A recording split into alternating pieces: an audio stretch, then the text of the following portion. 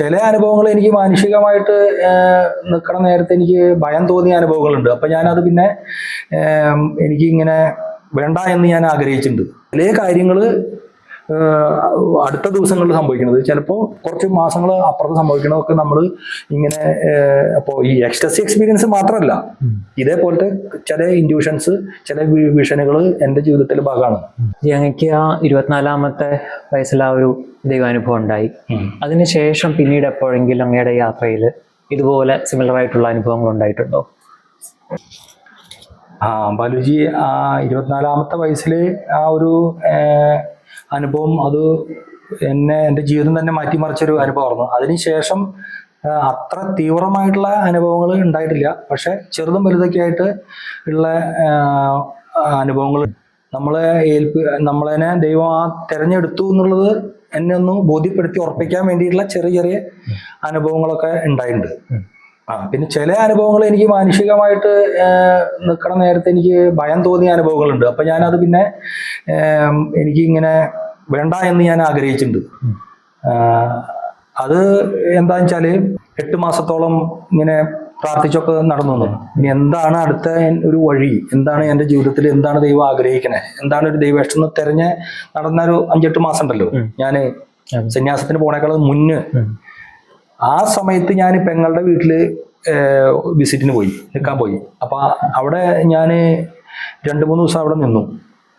എന്നിട്ട് അവിടെ 2-ാമത്തെ ദിവസം രാത്രി എനിക്ക് ഉറങ്ങണ നേരത്ത്, ഉറങ്ങല്ല, ഞാൻ ജസ്റ്റ് കിടന്നിട്ടുള്ളൂ. അപ്പൊ ആ മുറി മുഴുവൻ നമ്മൾ ഈ ഫാനൊക്കെ 5 പോയിന്റിൽ ഫാൻ ഇട്ടിട്ട് നല്ല സ്പീഡിൽ ഇട്ടിട്ട് അതിന്റെ ഇടയിൽ ഒരു ചട്ട പേപ്പർ വെച്ച എങ്ങനെയാ ഒരു ശബ്ദം ഉണ്ടാവില്ലേ, പടപടാന്ന്, അതേപോലെ ഒരു ശബ്ദം ഉണ്ടാവുകയും ആ മുറി മുഴുവൻ കാറ്റ്, മുറി മുഴുവൻ ആ ഒരു പ്രത്യേക ഒരു ഭയങ്കര ഒരു കാറ്റ്, ഈ ഫാനിന്റെ കാറ്റല്ല, ശക്തമായിട്ടുള്ള ഒരു ഭയങ്കര ഒരു കാറ്റ് വരണമെന്ന് എനിക്ക് തോന്നി. അപ്പൊ ഞാനത് പെട്ടെന്ന് പേടിക്കുകയും എനിക്ക് തന്നെ ഭയങ്കര ഭയം തോന്നുന്ന പോലെയായി. അപ്പൊ ഞാൻ പിന്നീട് ആഗ്രഹിച്ചു ഇതുപോലെ ഉണ്ടാവാണ്ടിരിക്കും ഭേദം, അങ്ങനെ തോന്നിയിട്ടുണ്ട്. പിന്നെ എനിക്കത് ഉണ്ടായിട്ടില്ല. പിന്നെ വൈദികനായതിന് ശേഷം എനിക്ക് എൻ്റെ ഉള്ളിൽ നിന്ന് ഒരല്പം ഇങ്ങനെ ദേഷ്യം പോലെ തോന്നി. ഒരു പ്രത്യേക സാഹചര്യത്തില് ഒരു പ്രസ്ഥാനത്തോടും അല്ലെങ്കിൽ ഒരു സ്ഥാപനത്തോടും ചില ഒരു വ്യക്തിയോടും എനിക്ക് പ്രത്യേക ഒരു ദേഷ്യം പോലെ തോന്നി. എന്ന് പറഞ്ഞാൽ ഒരു അനീതി ഞാൻ അനുഭവിച്ചു. നീ എന്നെ ഈ അവസ്ഥ ഏറ്റെടുക്കണം എന്നുള്ള ഒരു എൻ്റെ ഉള്ളിൽ നിന്ന് അങ്ങനെ ഒരു ഇതുണ്ടായി. ആ സമയത്ത് ഇതേപോലെ തന്നെ ശാന്തമായി നിന്നേർന്ന പ്രകൃതി പെട്ടെന്നൊരു ചുഴലിക്കാറ്റ് വന്ന് ആ സ്ഥാപനം തന്നെ തകർന്നു പോകേണ്ടതാണ്. കുറേയൊക്കെ ചുരുട്ടി മടക്കി ഇരുമ്പ് വരെ വളച്ചു കളഞ്ഞു. എന്നിട്ട് 5 മിനിറ്റ് പോയി. അങ്ങനത്തെ അനുഭവങ്ങളുണ്ട്. എന്ന് പറഞ്ഞാല് നമ്മള് ചില നേരത്തെ തീവ്രമായിട്ട് ആഗ്രഹിച്ചു കഴിഞ്ഞാൽ ദൈവം പ്രകൃതിയിലുള്ള പഞ്ചഭൂതങ്ങൾ അതിന് നല്ലോണം അത് നമുക്കത് സപ്പോർട്ടായിട്ട് വരും. അത് കാറ്റായാലും ജലായാലും പ്രകൃതിയിലെ ചില കാര്യങ്ങൾ ഞാൻ കണ്ടിട്ടുണ്ട്. അതിൽ നിന്ന് ആ ഒരു എനർജി വരണത് അങ്ങനെ ഉണ്ടായിട്ടുണ്ട്. പിന്നെ സുനാമി നടന്ന സമയത്ത് നമ്മൾ 2005 സുനാമി ഉണ്ടായല്ലോ. അപ്പൊ ഈ തമിഴ്നാടിന്റെ ഭാഗത്ത് ഞാൻ ഇതിന് വേണ്ടി പോയായിരുന്നു, ട്രോമ കൗൺസിലിങ്ങിന്. അവിടെയുള്ള സമയത്ത് ഈ സുനാമി ഉണ്ടായിട്ട് അവിടെ ലക്ഷക്കണക്കിന് ആൾക്കാർ മരിച്ചു പോയിട്ട് അവർ വലിയ കിണർ പോലെ കുഴി കുത്തിയിട്ട് 300 ആൾക്കാരിനെയൊക്കെ ഡെഡ് ബോഡി ഒരു കുഴിയിലിട്ടിട്ട് മൂടിയേക്കാണ്. എന്നിട്ട് ആ കുഴി വിണ്ട് പൊട്ടിയിട്ട് ഇതിൽ നിന്ന് ഇങ്ങനെ ദുർഗന്ധം വരികയാണ്. ഞാൻ ഈ സുനാമി ഉണ്ടായി കഴിഞ്ഞ് 2 മാസം കഴിഞ്ഞിട്ടാണ് ഞങ്ങൾ അവിടെ ഒരു ബാച്ചായിട്ട് ട്രോമ കൗൺസിലിങ്ങിന് പോണേ. അത് മേലെ ചൊവ്വ എന്ന് പറഞ്ഞ സ്ഥലത്ത്, കൊളച്ചിൽ എന്ന് പറഞ്ഞ സ്ഥലത്താണ് പോയത്. അപ്പോ അവിടെ ചെല്ലുമ്പോ ഇതേപോലെ തന്നെ അവിടെ വഞ്ചി മലയൊക്കെ മടക്കി വെച്ചേക്കാണ്. അവിടെ അവരുടെ എല്ലാതും നഷ്ടപ്പെട്ടു. അവരുടെ വീട് ഇതിനകത്തൊന്നുമില്ല, വീടൊക്കെ പോയി. അപ്പൊ അങ്ങനെ എനിക്ക് ഭയങ്കര ഒരു വിഷമം തോന്നിയിട്ട് ഞാൻ ഈ കടൽ തീരത്ത് കൂടെ ഇങ്ങനെ നടക്കുകയാണ്. ഇതൊക്കെ കണ്ട് ആൾക്കാർ കരയുണ്ട്. ഈ അമേരിക്കയിൽ നിന്നൊക്കെ ആൾക്കാർ സായിപ്പന്മാർ വന്നിട്ട് ഈ അവർ തന്നെ സിമെന്റ് കൂട്ടി വീട് വെച്ച് കൊടുക്കുന്ന, പിന്നെ ഒരുപാട് ലോറി കണക്കിന് ഡ്രസ്സുകൾ വരുന്നുണ്ട്, അങ്ങനെയൊക്കെ ഉണ്ട്. പക്ഷെ ഇവര് ഈ കടലിനോട് ഈ മുക്കവന്മാർക്ക് ഈ ഭയങ്കരമായിട്ട് പ്രതികാരവും പകയും തോന്നിയ ഒരു സമയമാണ്. അത് കാരണം കൊണ്ട് അവര് വഞ്ചികളൊക്കെ അവിടെ കെട്ടി 2 മാസം അവർ പോയിട്ടില്ല, കടലിലേക്ക് മീൻപിടുത്തത്തിന് പോയിട്ടില്ല. അങ്ങനെ അപ്പൊ എനിക്ക് ഇതൊക്കെ കണ്ടപ്പോ ഇവർക്കൊക്കെ എല്ലാം പ്രിയപ്പെട്ടവരൊക്കെ നഷ്ടപ്പെട്ടു. എന്നാലും അവിടെ ആൾക്കാരുണ്ട്, ഇതിൽ നിന്ന് രക്ഷപ്പെട്ടവരുണ്ട്. ഞാൻ ഈ കടൽ തീരത്തൂടെ ഇങ്ങനെ ഈ ബീച്ചിൽ കൂടെ ഇങ്ങനെ നടന്നു. അപ്പൊ ഞാൻ അങ്ങനെ ആഗ്രഹിച്ചു, ദൈവമേ ഇവര് എങ്ങനെയാണ് ജീവിക്കുക? എത്ര കാലം ഇവര് തുണിയും മറ്റുള്ളതൊക്കെ കൊടുത്ത് ഇവര് ജീവിക്കും? ഈ കടലില് ഇത്രയും ഇതുണ്ടല്ലോ, കടൽ സമ്പത്ത് ഉണ്ടല്ലോ എന്നൊക്കെ വിചാരിച്ച് ഞാനിങ്ങനെ കടൽ തീരത്ത് കൂടെ നടന്നു നോക്കുമ്പോ ഈ കടലില് നീല നിറം, നേവി ബ്ലൂ, കടലിന്റെ കളറിനേക്കാളും കട്ടിയുള്ള ഒരു പ്രത്യേക സ്ഥലത്ത് അങ്ങനെ. അപ്പൊ നോക്കുമ്പോ ഇവരൊക്കെ വലിയ ഒച്ച ഉണ്ടാക്കിയിട്ട് ഇവരൊക്കെ ഈ മുഖവന്മാരൊക്കെ ഈ വഞ്ചി എടുത്ത് മലർത്തി, ഈ കമ്മിറ്റിയാണ് വെച്ചേക്കണേ, ആ വഞ്ചിയൊക്കെ എടുത്ത് മലർത്തി വലിയ വയത് കൊണ്ട് അപ്പോഴേക്കും ആൾക്കാർ, ആ ഭാഗത്തൊക്കെയുള്ള ആൾക്കാർ മുഴുവൻ വലിയ ശബ്ദ ആരവത്തോട് കൂടിയിട്ട് കടലിലേക്ക് പോയി. ഒരു അരമണിക്കൂർ 1 മണിക്കൂറിന്റെ ഉള്ളില് ഇവര് ആദ്യം ഇട്ട വല പൊട്ടിച്ചു. ആദ്യം ഇട്ട വലകളൊക്കെ പൊട്ടിച്ചു. ഇത് എന്താന്ന് വെച്ചാൽ വറ്റാന്ന് പറഞ്ഞ മീനില്ലേ, വറ്റാന്ന് പറഞ്ഞാൽ അത് ഒരു മീൻ ഒരു 8 കിലോ വരും, 5 കിലോ 8 കിലോക്കുള്ള വറ്റ എന്ന് പറഞ്ഞ ആ മീൻ ഇതിന്റെ ചാകരയാണ് വന്നത് കടലിൽ നിന്ന്.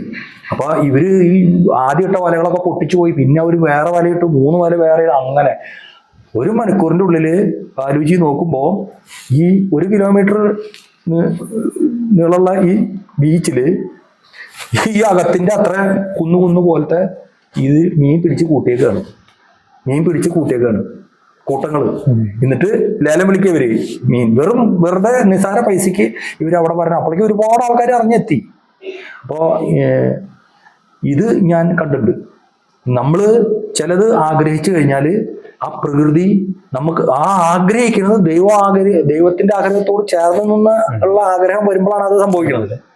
അപ്പൊ ഈ പാവപ്പെട്ടവരുടെ, ഈ പ്രിയപ്പെട്ടവരും നഷ്ടപ്പെട്ടവരുടെ വേദനയും ഇതൊക്കെ ഈ പ്രപഞ്ചത്തിൽ ഉണ്ടാവുമായിരിക്കും. അപ്പൊ എന്റെ ആഗ്രഹം എത്ര നാൾ ഇവരിങ്ങനെ ജീവിക്കും? അപ്പൊ കണ്ട കാഴ്ചയാണത്. ഇത് ഇവർക്ക് തന്നെ പിടിച്ച് കയറ്റാൻ പറ്റുന്നില്ല മീൻ. ഒരു മീൻ എന്ന് പറഞ്ഞാൽ 8 കിലോ വെയിറ്റ് ഉണ്ട്. ഇത് വാലുമ പിടിച്ചിട്ട് ഓരോ മീനും കൊണ്ട് പോണത് ഇവര്. അത്രയും കൂട്ടായിട്ട് 1 കിലോമീറ്റർ വലിയ കൂട്ടം കൂട്ടി ഇവര് വലിച്ചു കയറ്റാൻ മുക്കന്മാര് മാത്രമല്ല, അവിടെ വന്നവരും നാട്ടുകാരും ഒക്കെ പങ്കിട്ടിട്ടാണ് ഇവരിത് വലിച്ചു കയറ്റിയത് തന്നെ. അപ്പൊ അങ്ങനത്തെ ഒരു അനുഭവം ഉണ്ടായിട്ടുണ്ട്. പിന്നെ പല ഈ വിഷൻ, ചില ആൾക്കാരെ പറ്റിയിട്ടുള്ള മരണത്തെ പറ്റിയിട്ടുള്ള ഇത്, ചിലർ മരിക്കണത്, അതുപോലെ ചില പ്രത്യേകമായിട്ടുള്ള കാര്യങ്ങളൊക്കെ ഞാൻ കണ്ടിട്ടുണ്ട്.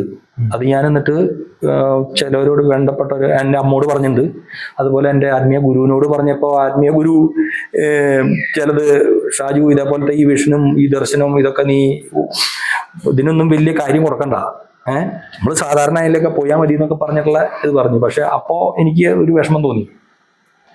നമ്മൾ ഈ ആത്മീയമായിട്ടുള്ള കാര്യങ്ങൾ പറയുമ്പോൾ എന്തുകൊണ്ടാണ് ഇവര് ഇത് ഉൾക്കൊള്ളാൻ പറ്റാത്ത എന്ന് തോന്നിയിട്ട് ഈ വ്യക്തിക്ക് തന്നെ, ഞാൻ പറഞ്ഞ ഒരു പുരോഹിതനോടാണ്. അപ്പൊ ആ പുരോഹിതൻ തന്നെ ജീവിതത്തിൽ ഉണ്ടാവാൻ പോണ ഒരു കാര്യം എനിക്ക് കാണിച്ചു തരണം എന്ന് പറഞ്ഞു. എന്നാലല്ലേ ആൾക്ക് വിശ്വാസം വരിക. അപ്പോ അത് എനിക്ക് കാട്ടിത്തന്നു.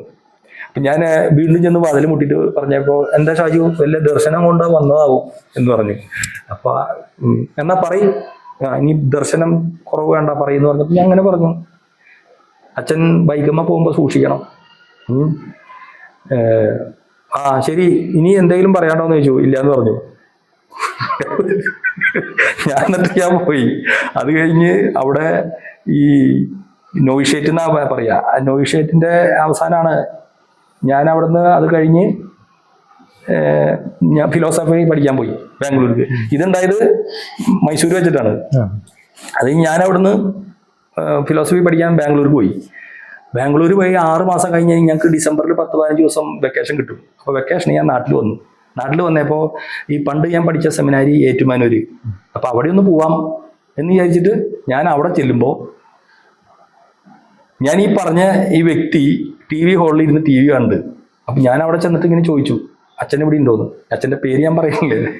അപ്പോൾ ഉണ്ട്, TV ഹാളിൽ TV കണ്ടെന്ന് തോന്നുന്നു, മറ്റേ അച്ഛന്മാർ പറഞ്ഞു. അപ്പം ഞാൻ ചെന്നപ്പോൾ ഈ ആള് എങ്ങുമില്ലാത്ത തരത്തിൽ എന്നോട് ബഹുമാനവും സ്നേഹവും ഓടി വന്ന് കെട്ടിപ്പോ ഷാജു വായ എന്നൊക്കെ പറഞ്ഞു, കസാരയൊക്കെ ഇട്ട് തന്നു, ഇരിക്കുക എന്നൊക്കെ പറഞ്ഞു. അപ്പോൾ എന്താന്ന് എനിക്ക് അറിഞ്ഞൂടാ. അപ്പം എന്താ സംഭവം എന്ന് വെച്ചിട്ടുണ്ടെങ്കിൽ ഇവിടത്തെയൊക്കെ തൊലി പോയി, ഈ കൗളുമ്മ മൊത്തം തൊലി പോയി, മേത്തൊക്കെ തൊലി പോയി. കാരണം ആൾക്ക് ഒരു ട്രാൻസ്ഫർ കിട്ടി. ഞാനൊക്കെ അവിടുന്ന് പോന്നൂല്ലോ. അപ്പൊ അവിടുന്ന് ആൾക്ക് ട്രാൻസ്ഫർ കിട്ടിയത് ഏറ്റുമാനൂർക്കാണ്. മൈസൂരിൽ നിന്ന് ആൾക്ക് ട്രാൻസ്ഫർ ഏറ്റുമാനൂർക്ക് കിട്ടി. അപ്പൊ ആൾക്ക് ഒരു വണ്ടി ഉണ്ടായിരുന്നു, ആൾക്കൊരു ബൈക്ക്, ഇഷ്ടപ്പെട്ട ഒരു ബൈക്ക്. അപ്പൊ ആളെന്ത് ചെയ്തു, അത് അവിടെ ഇടാണ്ട് അത് കൊണ്ട് ആള് മൈസൂരിൽ നിന്ന് അത് ഓടിച്ച് ഈ ഏറ്റുമാനൂർക്ക്, കോട്ടയം ഏറ്റുമാനൂർക്ക് വന്ന വഴിക്ക് ഞാൻ പറഞ്ഞു, വണ്ടി ഓടിക്കുമ്പോൾ ഇങ്ങനെ ഒരു സൈഡിൽ നിന്ന്, വലത്തെ സൈഡിൽ നിന്ന് ഒരു സൈക്കിൾ ഇങ്ങനെ വരണത് കാണാനുണ്ട്, ശ്രദ്ധിക്കണം ടച്ചാ. ശ്രദ്ധിക്കാം എന്നൊക്കെ അന്ന് ആള് പറഞ്ഞു. അത് അത്ര ആയിട്ട് ആള് ഇതായിട്ട് എടുത്തില്ല. അപ്പൊ അതേപോലെ തന്നെ ഞാൻ കണ്ട പോലെ തന്നെ ആള് റോട്ടിൽ നിരങ്ങി, കവിളും കുത്തി നിരങ്ങി പോയി, മൊത്ത തൊലിയും പോയി, മേത്ത തൊലിയും പോയി. ഈ ഒരു ബൈക്ക് ആക്സിഡന്റ് അത് നടന്നു. അപ്പോ അത് എത്ര മാസം മുമ്പ്, അത് മാസങ്ങൾക്ക് മുമ്പാണ് ഞാൻ കണ്ടത്. അപ്പൊ ഇങ്ങനത്തെ ചില വിഷനുകള്, ഇതല്ല, ഇതിനേക്കാളും ഇത് ചിലര് ആത്മഹത്യ ചെയ്തത് ഞാൻ 6 മാസം മുമ്പ് കണ്ടിട്ടുണ്ട്. അത് ഞാൻ അമ്മോട് പറഞ്ഞപ്പോ, നീ നിന്റെ നാവ് വളച്ച ഓരോന്നും പറയാനൊക്കരുത്. അപ്പൊ അമ്മേരെ വിചാരം ഞാൻ പറയുമ്പോഴാണ് ഇത് സംഭവിക്കണേന്നാണ്. അതുകൊണ്ടാണ് അമ്മ എന്നോട് പറഞ്ഞത്, നിന്റെ നാവ് വളച്ച് നീ ഇത് പറയരുത്, അത് മുട്ടി ചോന്ന് നടക്കുന്ന പെണ്ണാണ്. ഒരു നല്ല പൂർണ്ണ ആരോഗ്യത്തില് അന്ന് ആള് ഈ വിറക്, ഈ പ്ലാവും എടുക്കൂലോ ആൾക്കാർ,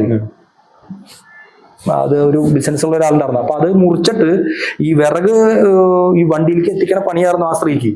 അപ്പൊ ഈ സ്ത്രീ മരിച്ച് നൊര വലിച്ച് കിടക്കണ ഞാൻ കണ്ടു. വായന്ന് നൊരയും പതിയും വന്ന് കിടക്കണത്, മരിച്ചു കിടക്കണുണ്ട്. അപ്പൊ ഞാൻ പറഞ്ഞു, ഈ പുള്ളിക്കാരി മണി എന്നായിരുന്നു പേര്.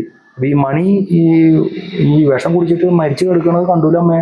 അന്നാണ് അമ്മ പറഞ്ഞത്, നീ മേലാക്കാൻ നിന്റെ നാവ് വളഞ്ഞിട്ട് നിന്റെ ദർശനവും നിന്റെ ഒരു ഇതെന്നത്.